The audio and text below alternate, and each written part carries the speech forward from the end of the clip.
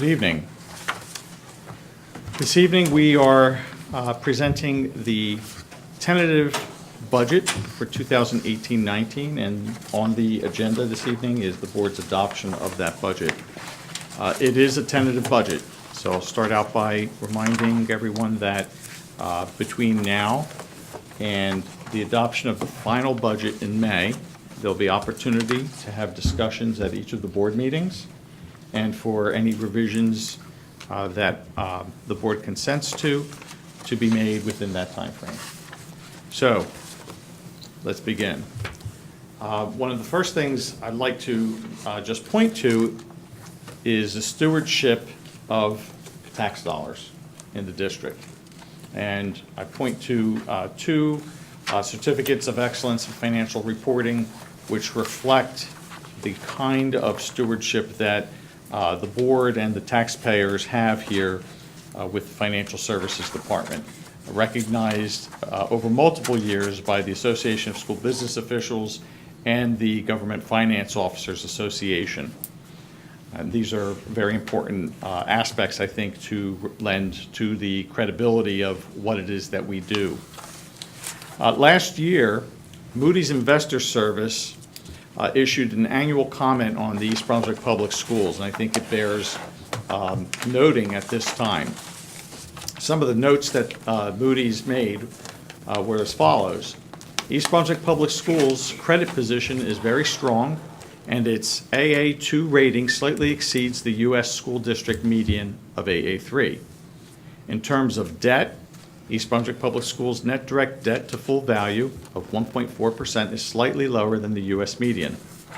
In finances, the financial position of the East Brunswick Public Schools is healthy overall and is slightly favorable to its AA2 rating. And in management and governance, balanced financial operations are a sign of sound financial management. In this case, East Brunswick Public Schools approximately broke even, whereas the tax base generally contracted. Now, these are very conservative statements, but in general, these are very positive comments with regard to the financial aspects of the school district.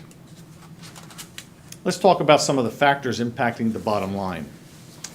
In revenue, we know that state aid is a factor.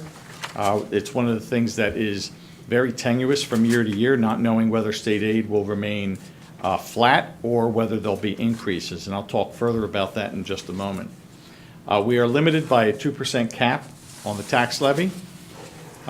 We need to ensure that we provide a level budgeted fund balance, and those are the funds that roll from one year to the next, unexpended funds that we have to rely on to help balance the budget.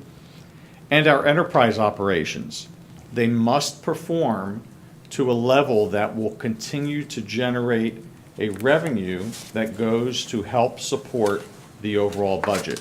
If the enterprise operations do not perform at the levels that we anticipate and expect, then that has an adverse effect in terms of the budget building process. In terms of the bottom line, on the expenditure side, continuation of high-quality educational services, that's always the primary objective. School security, enhancements that we've made, and the board particularly recently approved in that area.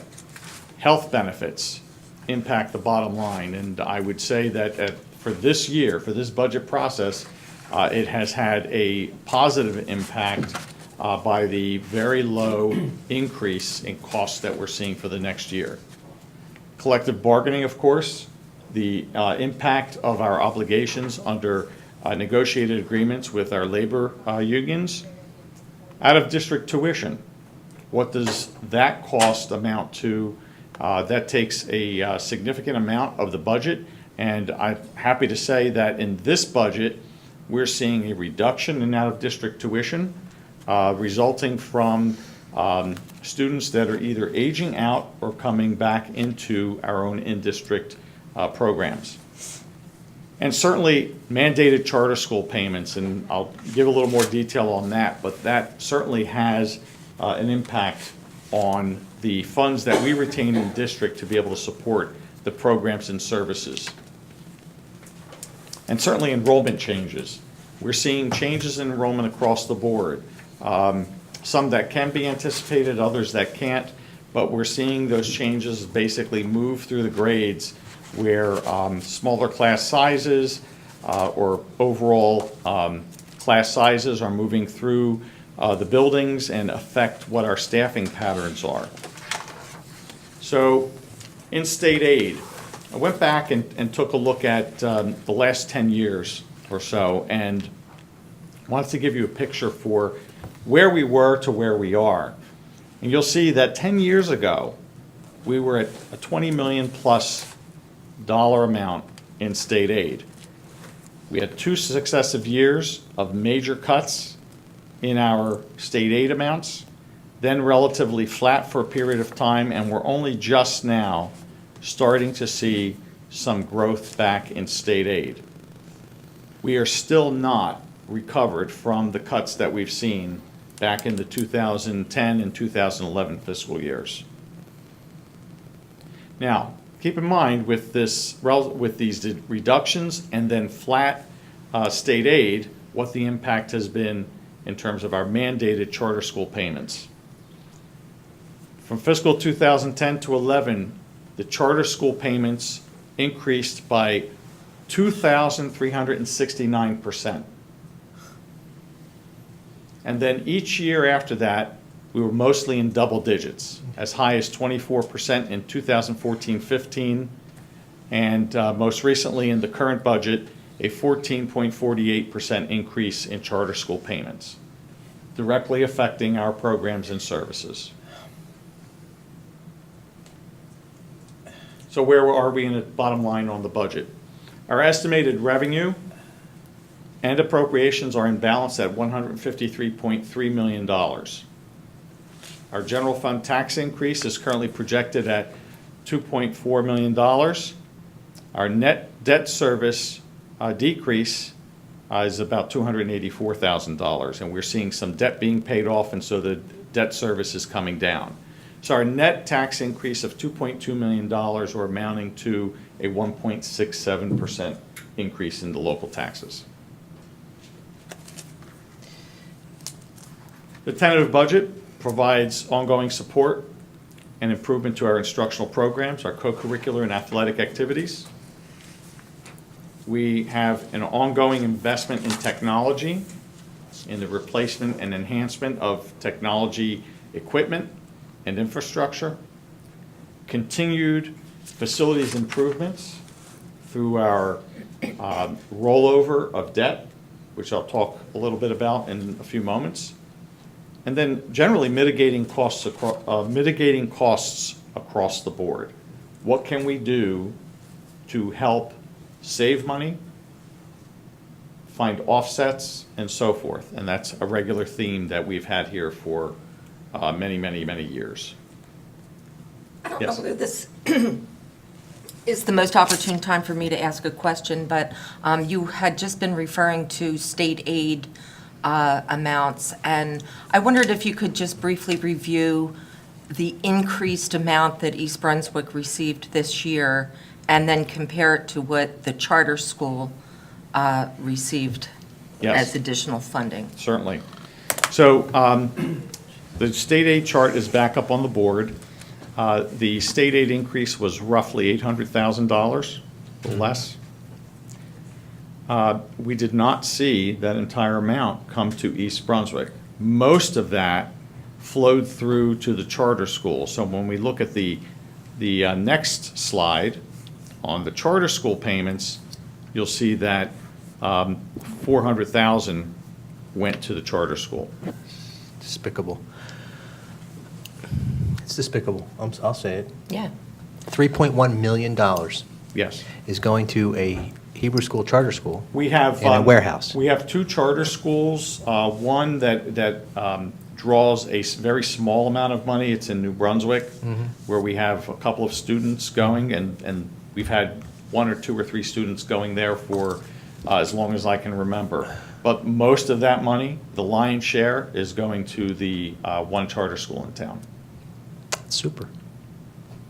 We are hoping that this administration will, before they approve any other increases or expansions of current charters, they will undertake a review of the impact to schools. And I believe the new Education Commissioner has expressed commitment to that. This is beyond expanding, in my opinion, Dr. Valesky. This should not be. Absolutely. Period. This should have never been approved in East Brunswick. What this is taking away from us, can't even imagine. Well, to give you a point of reference, when we initially had that 2,369% increase, we went to $1.2 million. That's the year that we lost our recognized foreign language program at the elementary level. Yep. It totally abolished that program. And it's not been the same. It isn't the same. This is unbelievable. Bernie, I don't know if you're going to have these figures off the top of your head, but out of the total population of Hatikva, it's, I think, 200 and some odd children. What percentage or how many of those children are East Brunswick residents? No, That, I don't have that figure off the top of my head. They are approved for, I believe, 600 Oh, seats. okay. Of the 600, I think we currently have 190, I want to say 199. 198 or 199 are ours. So what percentage is that roughly? It's about, yeah, about one-third, about 30%. 1/3. Mm-hmm. 1/3. And they're pulling from about 27 other districts. That are non-contiguous. Some are non-contiguous, that's right. Districts, right. Right. Thank you. And just, we have how many students? 8,000 what? Approximately 8,000. 8,000 students who I think could benefit from that across the board, of course. Most definitely. K to 12, but we're going to take care of 199. Mrs. Becker. Do the math. So, the tentative budget. Teaching staff, we have listed up on the board, student assistance specialist, a BCBA, elementary teachers to address class size at the elementary level, staffing to support the FLEX program, which has been very successful. As a result of conversations had at the Finance Committee level, we've made some changes in terms of coaching support to enhance the programs and also provide for greater student safety at that level. We also have some reductions as a result of shifts in our enrollments, reductions at the Hammarskjold level, grades 6, 7, of 8 FTEs, and 1 speech teacher that is recommended for reduction, that is a vacant position. And then continuing with positions, the support staff in guidance and in facilities, financial services, and transportation. Some of these, as noted, are also offset by other cost savings. Dr. Boley spoke about academics, but here is a summary on the next couple of slides regarding what has been added in requests. Sorry, I went too fast there.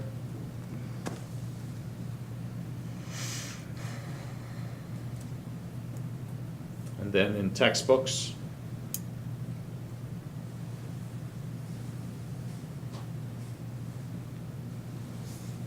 And then in terms of our short-term debt rollover, which has been our year after year process, which has maintained this aspect flat, no increases really coming from the debt.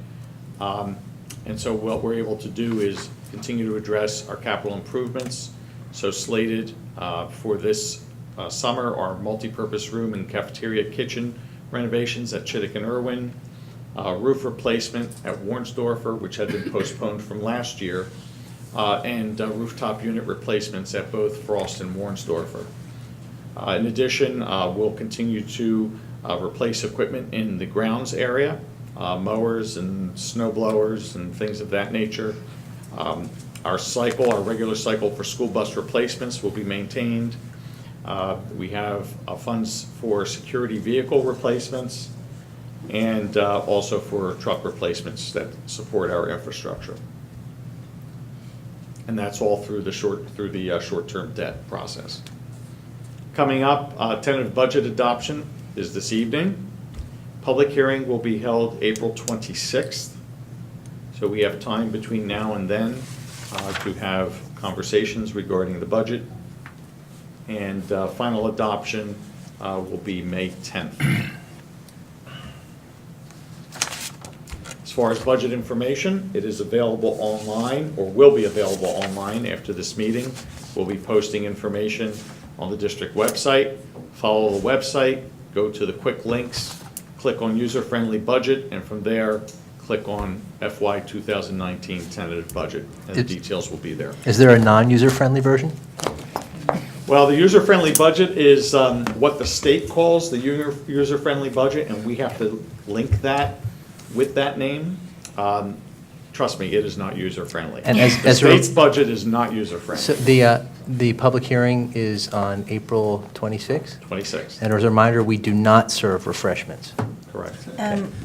Speaking of April 26th, are we having that at a different location, the public hearing? Public We've hearing. had it here. Will be here. We've had it Yeah, here. because the Wall of Honor's that night. Yeah. Okay. Remember years It will ago, be we had it here. at the library?